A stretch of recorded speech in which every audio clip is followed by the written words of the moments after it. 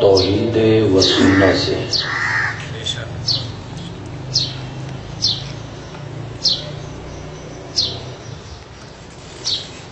اور ہماری جماعت کے جتنے علماء ہیں، خطباء ہیں، انہیں یہ شرف حاصل ہے کہ ہم نے قرآن کی تفسیر سرسری طور پہ نہیں پڑھی، سب کن پڑھی۔ سبحان اللہ۔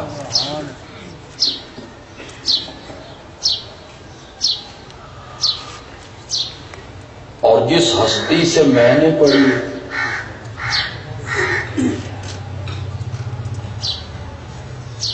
اس کا نام آج بھی موحدین کے سامنے آئے تو سر فرق عقیدت سے جھک جاتے ہیں۔ حضرت شیخ القرآن مولانا غلام اللہ خان۔ شیخ القرآن غلام اللہ خان، شیخ القرآن غلام اللہ خان، علامہ عطا اللہ بندیالوی صاحب۔ نعریاں تو تھوڑا جہا پرہیز نہ کر لیں، درس کا ماحول ہے، درس کا ماحول ہی رہنے۔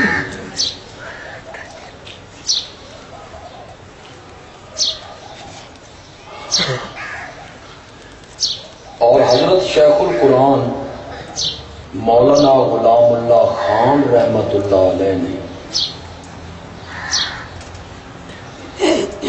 جس ہستی سے قرآن کی تفسیر پڑھی تھی،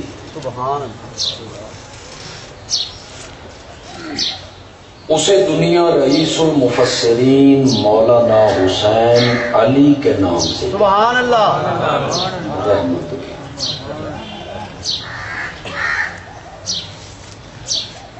مولانا حسین علی رحمت اللہ علیہ کے تعارف کے لیے اتنی بات کافی ہے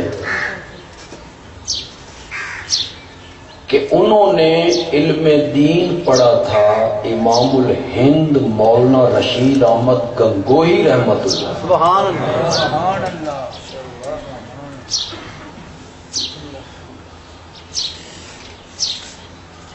اور اگر میں مولانا حسین علی کا تعارف کروانے میں کامیاب نہیں ہوا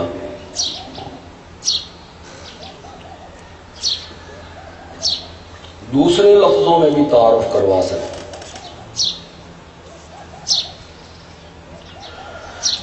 وہ استاد کتنا اونچا ہوگا جس کا شاگرد قاضی شمس الدین اور غلام اللہ خان ہوگا۔ سبحان اللہ۔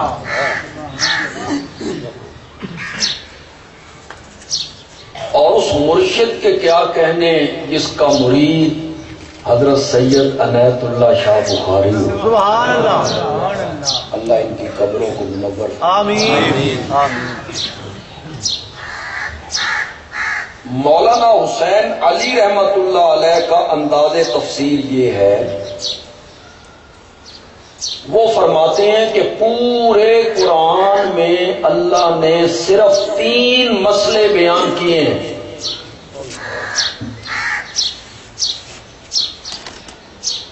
چوتھا کوئی مسئلہ نہیں قرآن میں۔ قرآن پاک کی 114 سورتوں میں 30 پاروں میں 6600 سے زیادہ آیات میں اللہ نے صرف 3 مسئلے بیان کیے ہیں،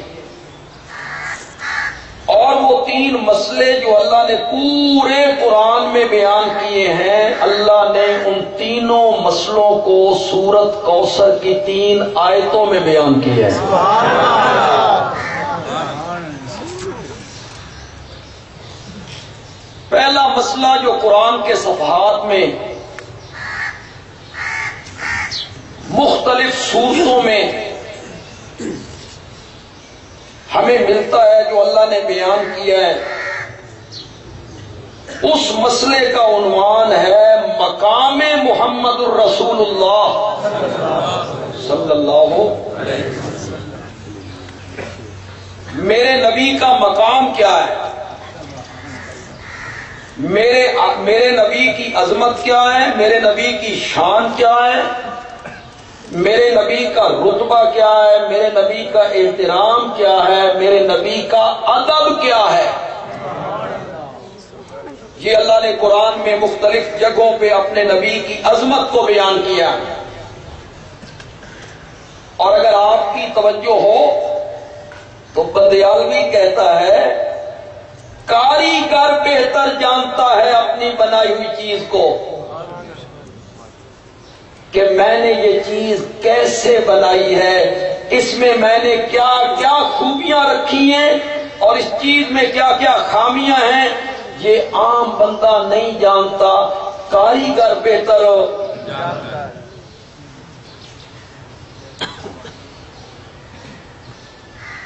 ہم فرنیچر مارکیٹ میں جاتے ہیں، وہاں خوبصورت دیدہ زیب صوفے پڑے ہوئے ہیں، ان کی پوشش ہے، ہمارا دل موہ لیتے ہیں، ہم خرید کے گھر لاتے ہیں، 6 مہینے کے بعد پوشش جو ادھڑی اندروں کی نکلے،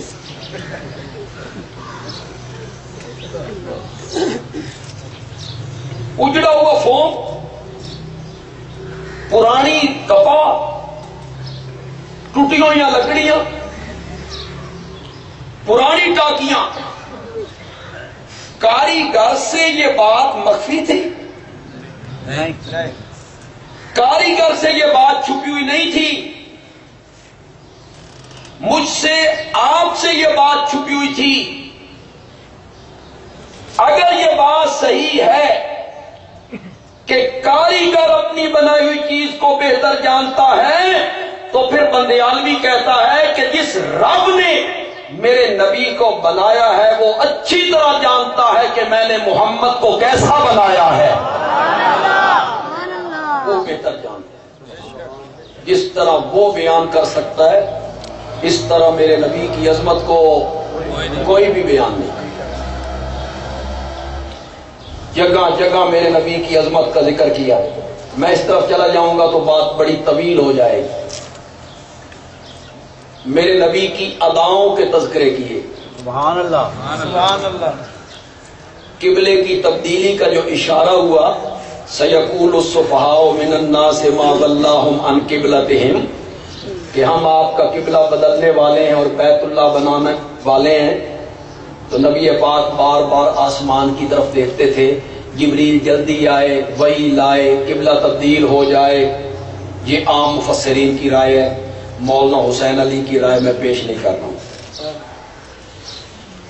آپ کی خواہش تھی کہ قبلہ تبدیل ہو جائے، میرے دادا کا قبلہ ہے بیت اللہ، وہ میرا قبلہ بن جائے۔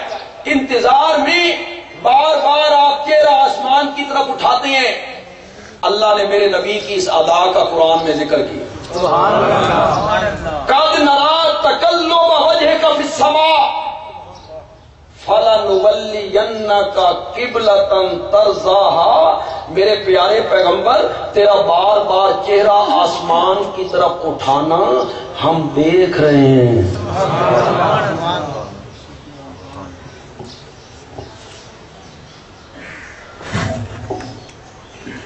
حالت من پسینہ آئے نہیں، آج تو موسم اچھا ہے۔ ہم دیکھ رہے ہیں، گجرالے دے لوگوں نے یہ سمجھ نہیں ہے اس دے وچ کتنی محبت ہے، کتنا پیار ہے، کتنی عقیدت ہے۔ تیرا بار بار چہرہ آسمان کی طرف اٹھانا ہم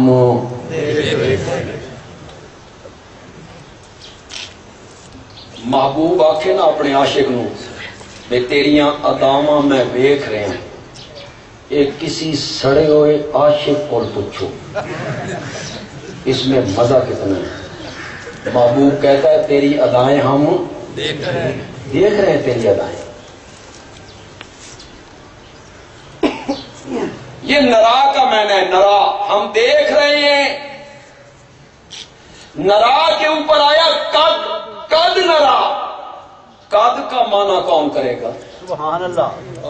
اردو میں تو لفظ ہی کوئی نہیں، خدا کی قسم، جو قد نے مزہ پیدا کیا، لذت پیدا کی، اردو میں لفظ ہی کوئی نہیں۔ مولانا حسین علی نے پنجابی میں مانا کیا کہ خدا دی قسم مزہ ہی آ گیا. قد نرا تقلب وجہک فی السماء، میرا سونا پیغمبر تیرا بار بار چہرہ آسمان دی طرف اٹھانا اساں ڈاڈھا ویکھدے پئے ہاں، اساں ڈاڈھا ویکھدے پئے ہاں. اللہ نے میرے نبی کی اداؤں کے تذکرے کیے، میرے نبی کی عظمتوں کے تذکرے کیے، میرے نبی کے چہرے کے تذکرے کیے ہیں، سینے کے تذکرے کیے ہیں، ہاتھ کے تذکرے کیے ہیں، میرے نبی کے پاؤں کے تلوے کے ذکر کیے، میرے نبی کے ادب بیان کیے ہیں، احترام بتایا ہے. یہ پہلا مضمون ہے جو قرآن پاک کے اکثر جگہوں پر، اکثر مقامات پر اللہ نے بیان کیا. اس کا عنوان کیا ہے؟ مقام، زور سے بولو ذرا. پہلا مضمون قرآن نے بیان. دوسرا مضمون جو قرآن نے بیان کیا اس کا عنوان ہے پیغام محمد الرسول اللہ، سبحان اللہ، صلی اللہ. اتنی رفعتوں والا پیغمبر، اتنے مقام والا پیغمبر، اتنی شان والا پیغمبر، اتنے درجوں والا پیغمبر، امام الانبیاء خاتم النبیین پیغمبر، اس کا پیغام کیا تھا؟ وہ لوگوں سے منوانا کیا چاہتا تھا؟ اس کا اعلان کیا تھا؟ یہ دوسرا مضمون ہے جو قرآن نے سب سے زیادہ بیان کیا. اسے پہلے سورت فاتحہ میں بیان کیا. ایاک نعبد، پیغام تھا میرے نبی کا، ایاک نعبد و ایاک نستعین، ہم تیری عبادت کرتے ہیں اور ہم تجھ سے مدد مانگتے ہیں.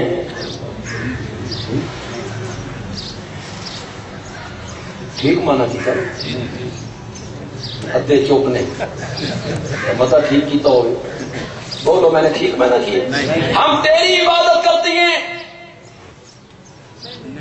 ہم تجھ سے مدد مانگتے ہیں. یہی میں نے یہ میں نے تب ہوتا جب عبارت یوں ہوتی نعبدو کا ونستعینو کا، پھر یہی میں نہ ہوتا. عربی گرامر کا قاعدہ ہے پہلے فعل ہوتا ہے، پھر فاعل ہوتا ہے، پھر مفعول ہوتا ہے. کام کرنے والا جس کے لیے کیا ہے. یہاں کام کیا ہے؟ عبادت. کرنے والا کون ہے؟ میں. کس کے لیے؟ تو پہلے فعل ہوتا ہے، پھر فاعل ہوتا ہے، پھر مفعول ہوتا ہے. یہاں اللہ نے کیا کیا؟ ایاکا مفعول تھا، اسے تیسری جگہ سے ہٹایا، پہلے لے کے آئے. ایاکا نعبدو فعل فاعل ہے، اس کا مقام پہلے تھا، اسے پیچھے کر دیا.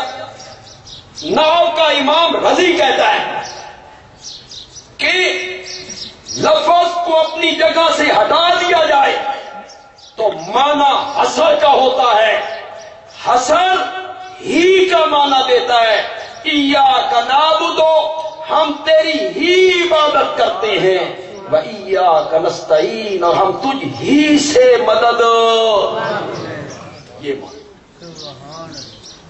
پہلا معنی ہم تیری عبادت کرتے ہیں، دوسرا معنی تیری ہی عبادت کرتے ہیں. ایڈا فرق کوئی نہیں، دو معنی ہے فرق. ہم تیری عبادت کرتے ہیں، ہم تیری ہی عبادت کرتے ہیں. نہیں یہ دیکھو بولو ہم تیری عبادت کرتے ہیں، ہم تیری ہی عبادت کرتے ہیں. نہیں نہ بولے آپ، نہیں نہ بولے آپ، بولو گے. بندہ دکان بند کر کے گھر آیا، دفتر سے چھٹی کر کے گھر آیا، سامنے بیٹھی ہے بیگم صاحبہ. حضرت نیلوی صاحب رحمۃ اللہ علیہ کہا کرتے تھے بے غم. یہ بے غم اصل میں کیا تھی؟ بے غم. سامنے بیٹھی ہے اہلیہ گھر والی، یوں ہی شوہر نامدار دروازے سے داخل ہوا تو بیوی نے کہا میں تیری بھی بیوی ہوں، میں تیری بھی بیوی ہوں، میں تیری بھی عزت ہوں، میں تیرے بھی بستر کی زینت ہوں. بولو ٹھیک ہے؟ چلن دو. ہوں کیوں نہیں بولتے؟ برداشت کرتے ہو؟ بیوی کہتی ہے میں تیری بھی بیوی ہوں، میں تیری بھی عزت ہوں. غیرت مند شوہر اپنی بیوی سے نہیں سننا چاہتا میں تیری بھی بیوی ہوں، وہ سننا چاہتا ہے میں تیری ہی بیوی ہوں، میں تیری ہی عزت ہوں، میں تیرے ہی بستر کی زینت ہوں. اور غیرتوں والا رب وہ بھی اپنے بندوں سے سننا چاہتا ہے ایاک نعبد و ایاک، ہم تیری ہی عبادت کرتے ہیں اور ہم تجھ ہی سے. اگر آپ کی توجہ باتیں تو تھوڑی سی میں نے علمی سی کر دی ہیں جو ہم طالب علموں کو سمجھاتے رہتے ہیں، تو میں تو سمجھانیاں پہ گئی ہیں. ایاک نعبد والی ایک بات سمجھانا چاہتا ہوں، آپ کو لطف پڑا ہے، لیکن آپ تھوڑے سے میری طرف توجہ کریں گے، مجھے دیکھیں گے بھی صحیح، میرے ساتھ پڑھیں گے بھی صحیح. ایاک نعبد و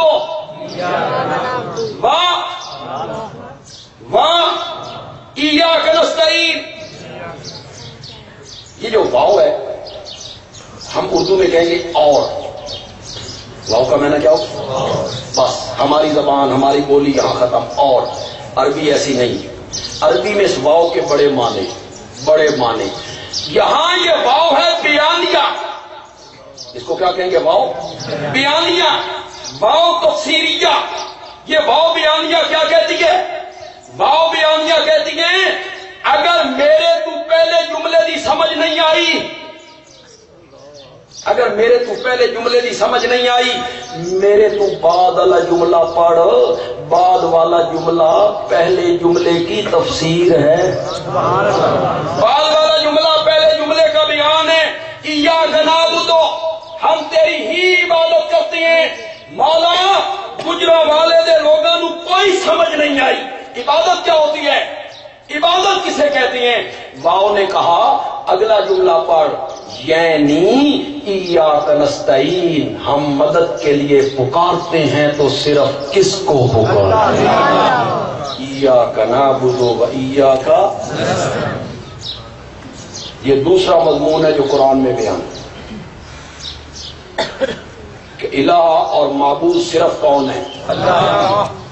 عبادت کرنی ہے تو صرف کس کی؟ اللہ. معبود حقیقی ہے تو صرف کون ہے؟ اس کو جگہ جگہ اللہ نے بیان کیا. الہکم الہ واحد، اللہ لا الہ الا ہو. یہ دوسرا مضمون بیان. اور تیسرا مضمون جو قرآن میں بیان ہوا اس کو ہم نے نام دیا انجام محمد الرسول. یہ کیا ہے؟ یہ میرے نبی کے اور کفار کے درمیان جو جھگڑا رہا مشرکین مکہ کے ساتھ، پھر یہودیوں کے ساتھ، پھر عیسائیوں کے ساتھ، پھر منافقوں کے ساتھ، یہ جو 23 سال لڑائی لڑی گئی، اس میں جیتا کون؟ ہارا کون؟ کامیاب کون ہوا؟ ناکام کون ہوا؟ جہنم کا ایندھن کون بنا؟ جنت کا وارث کون بنا؟ یہ تیسرا مضمون ہے جو قرآن پاک نے بیان کیا کہ اس لڑائی کا انجام کیا تھا، نتیجہ کیا تھا. اللہ نے ان تینوں مضمونوں کو سورت کوثر کی 3 آیتوں میں بند کر دیا ہے. میں آپ سے پوچھتا چلا جاؤں گا، میں نے آپ کو پڑھا لیا ہے، آپ کو میں نے سمجھا دیا ہے، مجھے امید ہے کہ آپ انشاءاللہ پاس ہو جائیں گے. آپ بتائیں گے کہ یہ کون سا مضمون ہے. اِنَّا أَعْطَيْنَاكَ الْكَوْثَرَ، ہم نے آپ کو کوثر عطا کی گئے. کون سا مضمون ہے؟ شاباش شاباش. کون سا مضمون بیان ہو رہا ہے؟ ہم نے آپ کو کوثر عطا کی. یہ کوثر کیا؟ بھائی یہ کوثر وہی ہے جو آپ کے اردو میں کثرت، اکثر، کثیر، جس کا معنی ہوتا ہے زیادہ، وہی ہے کوثر۔ اکثر نہیں بولتے آپ لفظ، کثیر کا لفظ نہیں بولتے آپ، کثرت کا لفظ نہیں بولتے آپ۔ اللہ کہنا چاہتے ہیں بہت دیا، بہت۔ یہ میری بات آپ نے غور سے سنی، اور آپ کو پسند آ جائے تو آپ نے پھر سبحان اللہ بھی کہنا۔